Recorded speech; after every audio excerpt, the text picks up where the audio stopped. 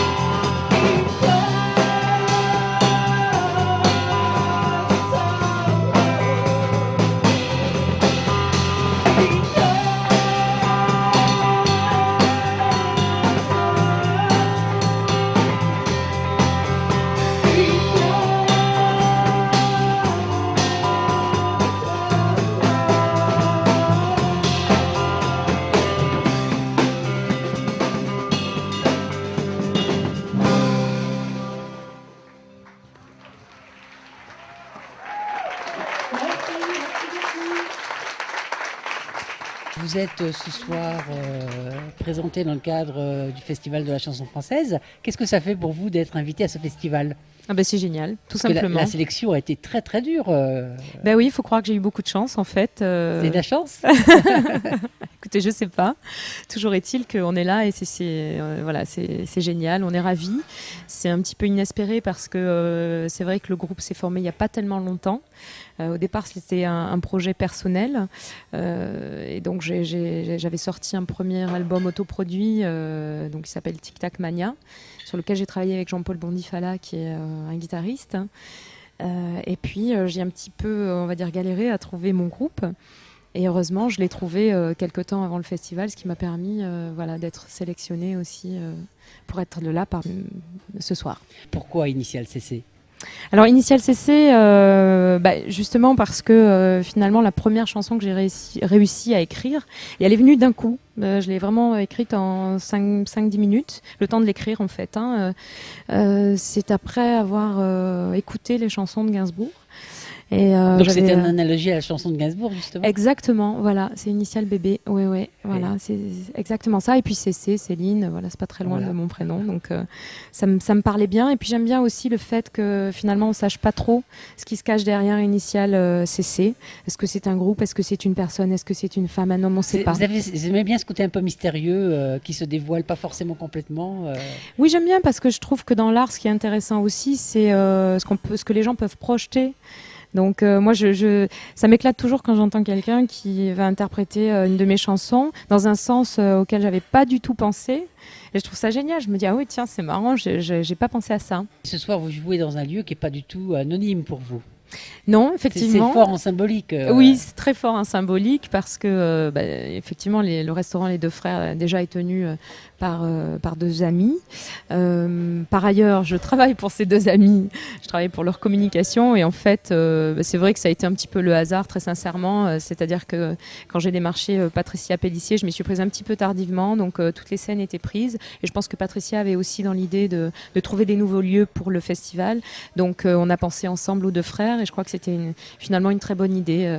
Voilà, ça sera un dîner spectacle. Pour nous, c'est aussi un challenge parce que c'est vrai que ça change un petit peu de chanter devant des gens qui dînent. Il faut arriver à capter l'attention, mais c'est aussi un grand plaisir. Et puis je pense que justement, il y aura un rapport un peu différent, j'espère.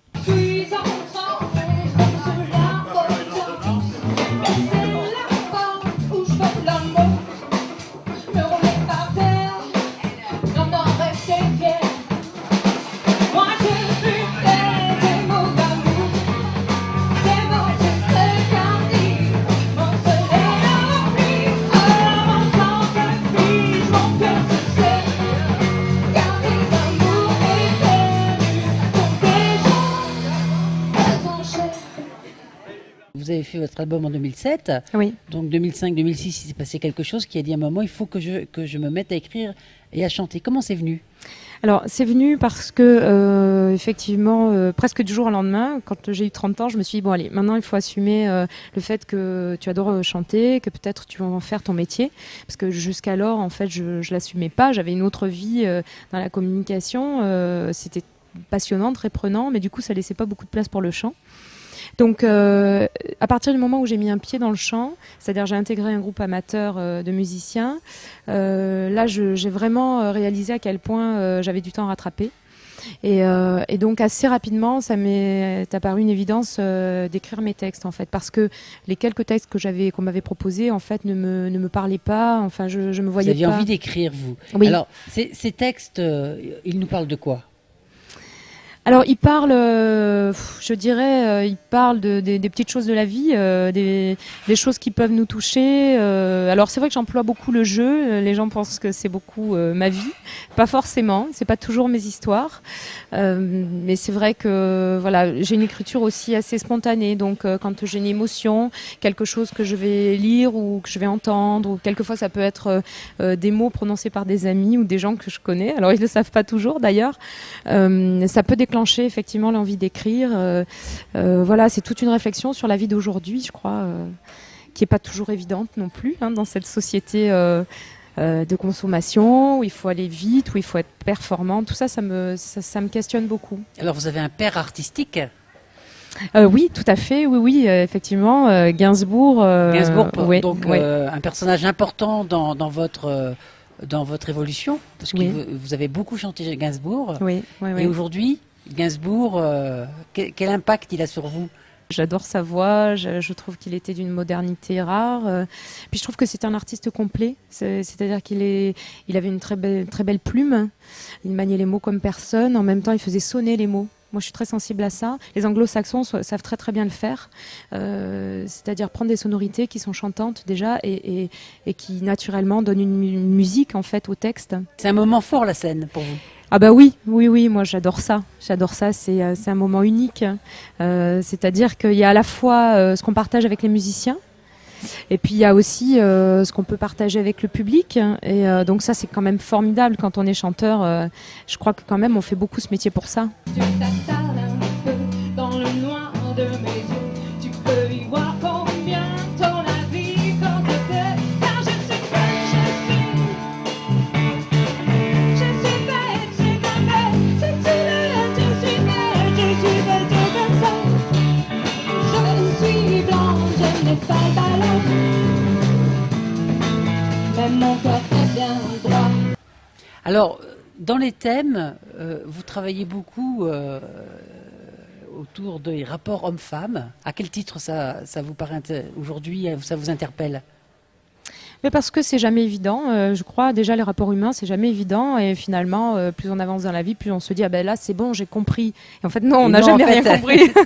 Parce que chaque personne est différente et chaque histoire est différente. Et heureusement, je dirais, parce que c'est aussi le sel de la vie. C'est ce qui fait que la vie, c'est aussi passionnant.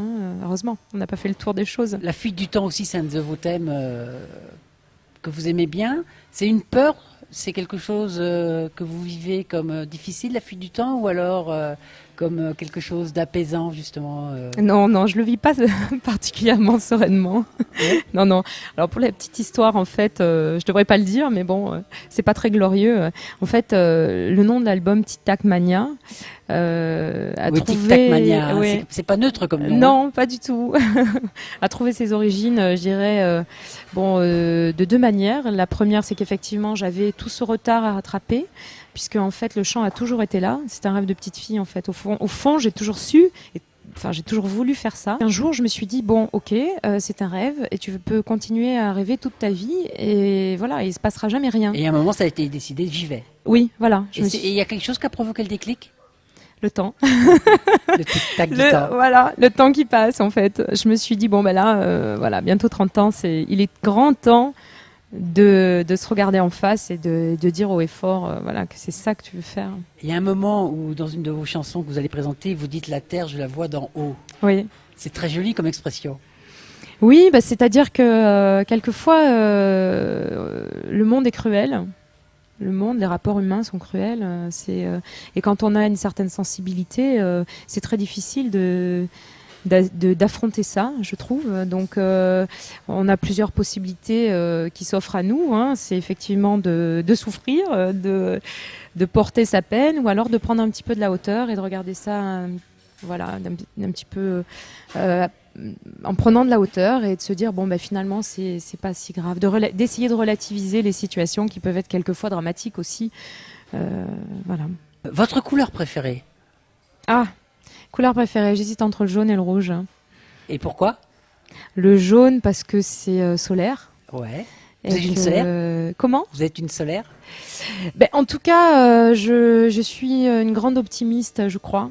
C'est mon moteur parce que, encore une fois, on peut toujours lire la vie de deux manières. Hein, et je pense que dans toute situation, il faut toujours s'attacher à voir le positif. Et c'est comme ça que ça avance et que c'est comme ça que ça peut marcher. Donc c'est vrai que le soleil, pour moi, ça représente bien effectivement et le rouge? La vie. Et le rouge, c'est la passion.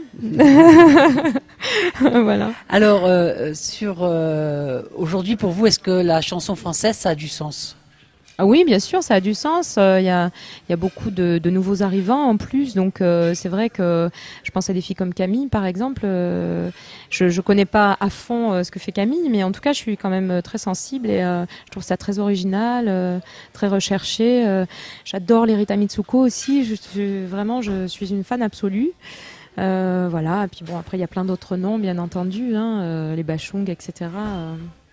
Si vous pouvez me citer le mot que vous détestez le plus et le mot que vous adorez le plus, que vous aimez le plus. Alors, le mot que je déteste le plus, je pense que c'est résigné. Ça pousse sa femme. Et le mot que j'aime le plus, ben, il s'impose un peu, c'est espoir.